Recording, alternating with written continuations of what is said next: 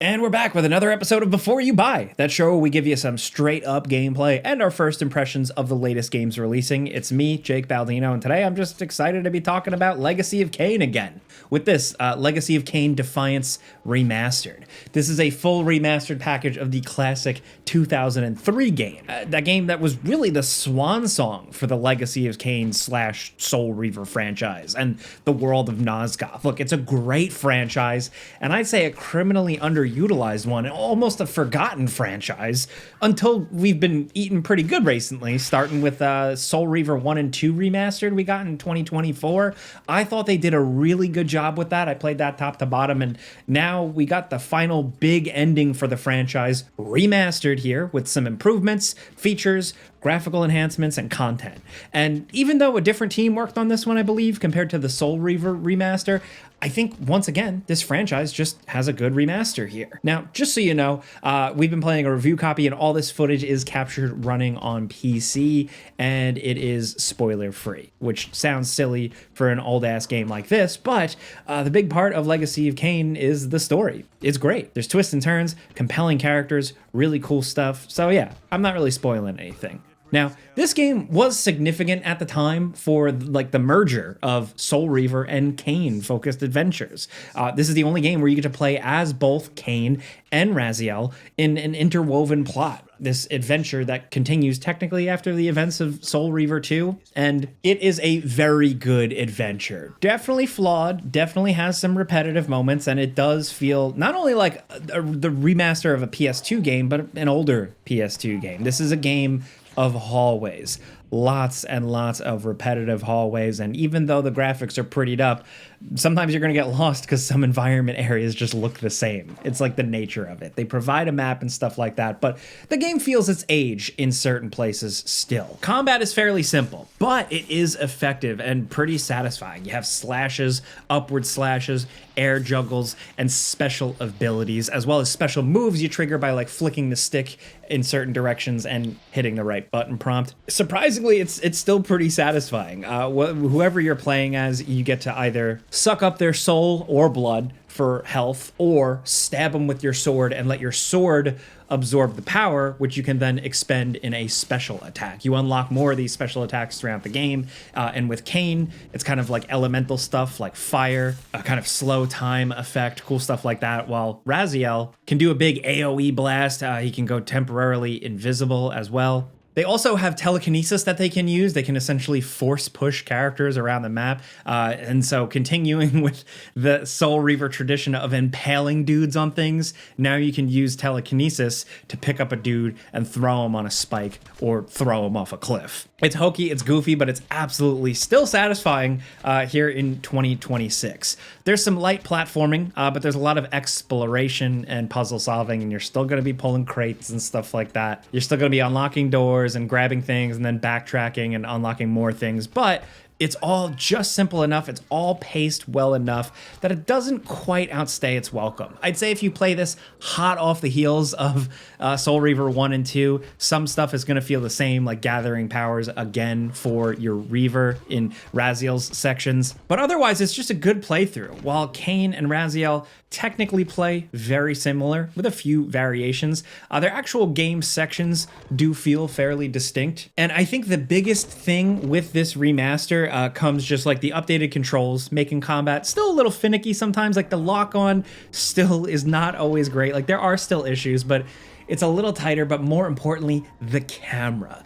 The camera back in the day for this game was, I'll be straight up and say it was pretty terrible. What they kind of tried to do is go for like a Devil May Cry 1 through 3 style camera that's mostly fixed or static, but it can follow you. It's usually like a cinematic angle, but here it often obscured the action, confused your controls, or didn't show enemies, or made it hard to really judge your jumps and distances when you're platforming. Thankfully, that's gone, because now there's a free camera mode. It's a little close to the character's back, like it's a little tight, but it works so much better when you're navigating these environments. Smartly enough, though, the developers did allow you to hit a button to switch back to the old camera angle, which I still think works sometimes in certain scenarios. But the way I played, predominantly, I had it in the new camera mode, which again, isn't perfect. It's a little tight up against the back, but I played mostly that way, occasionally flipping back to the old style camera just to get a better lay of the land or see if maybe the game was trying to like show a certain angle to me, kind of telling me where to go. Either way, though, it's not a big deal because the environments are pretty simple to navigate. But I'm not gonna lie, the camera change now is almost worth the price of admission. It really, really fixes up the game for the most part. Visuals are interesting. I think what you get here is some better lighting and some particle effects, and of course, incredible character models. Like with Soul Reaver 1 and 2 Remastered,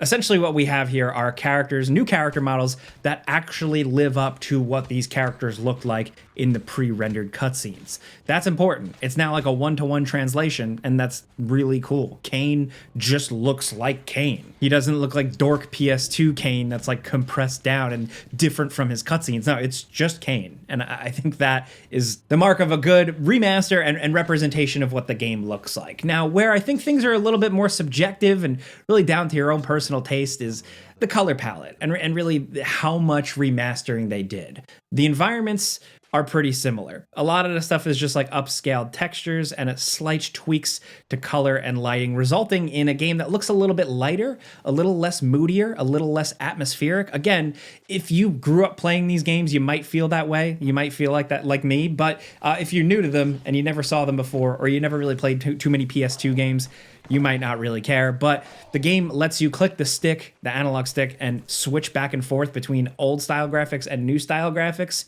and you can totally see a difference. And while I play these things, I constantly am flipping back and forth. Number one, because I love the technology and I love just seeing it on display, flipping back and forth, but also just to like judge little different visual styles and tweaks here and there. And the more I flip back and forth, the more I preferred the darker look of a lot of the older style environments. Sure, you get higher resolution stuff here and there, like murals depicting the history of Nosgoth. That stuff is really significant, but a lot of the environments, sometimes I was like, why did we really remaster these? Or why did we really change these? Because they looked great as they were. Again, this kind of comes down to like, it's visuals, it's graphics, it comes down to personal preference, art style, color palette. But I was kind of mixed on like the value of really cleaning everything up. Again, the character models make it worth it, but everything else, I don't know. Sometimes it feels like it loses a little tiny bit of that visual charm. Not a ton, but enough that I wanted to point it out. Performance-wise, I only had slight issues during Raziel's sections. I had some micro stuttering here and there, but I played on various devices and I only experienced that micro stuttering on higher end GPUs. I actually played a good portion of this game on Steam Deck and it was totally good. Smooth sailing. Not a lot of visual options or tweaks or anything like that. It's just like, here it is. What resolution do you want? Here you go. Now, another thing worth pointing out is the content, because this game serves as like, once again, kind of like a remaster and a love letter to the franchise, giving you some extra stuff.